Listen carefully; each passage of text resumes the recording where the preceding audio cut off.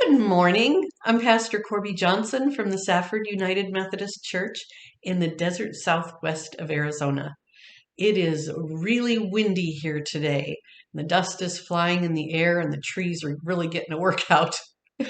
I hope it's nice where you are, and I hope you're enjoying the creation. Today is Monday, March 8th, and we are in Proverbs chapter 8, 1 through 11. And the version I'm reading from today is the New International Version. They entitle it Wisdom's Call. And when I think of somebody biblical who has wisdom, Solomon comes to mind. It is believed that Solomon is the person who wrote this proverb, as if wisdom were a woman. Does not wisdom call out? Does not understanding raise her voice? At the highest point along the way, where the paths meet, she takes her stand. Beside the gate leading into the city, at the entrance, she cries aloud. To you, O people, I call out. I raise my voice to all mankind. You who are simple, gain prudence. You who are foolish, set your hearts on it. Listen, for I have trustworthy things to say. I open my lips to speak. I open them to speak what is right. My mouth speaks what is true, for my lips detest wickedness. All the words of my mouth are just. None of them is crooked or perverse. To the discerning, all of them are right. They are upright to those who have found knowledge. Choose my instruction instead of silver, knowledge rather than gold. For wisdom is more precious than rubies, and nothing you desire can compare with her. I don't know if you were singing that song in your head, but I certainly did. Lord, you are more precious than silver. Lord, you are more costly than gold. Lord, you are more beautiful than diamonds, and nothing I desire compares with you. Beautiful. So, if this is your first time, we have 4 sections after we read the scripture. We have an imagine. So I'm inviting you to imagine something, placing yourself in the proverb. And then an activity, choosing something to do that would bring this proverb to mind.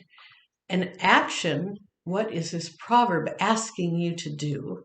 And then a focus verse, maybe a verse you can write on your rearview mirror or your bathroom mirror, somewhere where you can see it and feel the richness of the proverb come to life.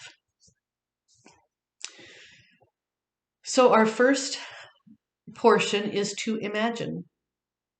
Imagine yourself reading this psalm and owning the gifts that are mentioned. Imagine yourself reading this psalm and owning the gifts that are mentioned. How many of these gifts can you honestly claim to have? That's a thinker, isn't it? And then our action portion is do not give up or be too hard on yourself. The change will not take hold immediately, so be patient with yourself, but be diligent. Be diligent and remind yourself what your hope is. That's a good action for this day, isn't it? Don't give up or be too hard on yourself. Should I say that one again? Don't give up and don't be too hard on yourself. The change will not take hold immediately. When you're trying to change something in your life, it takes a long time. Well, at least it does for me.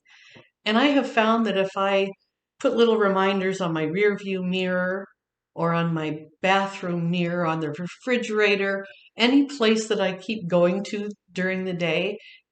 And it reminds me what I'm trying to do for myself and for everyone that's around me. So don't be too hard on yourself and don't give up.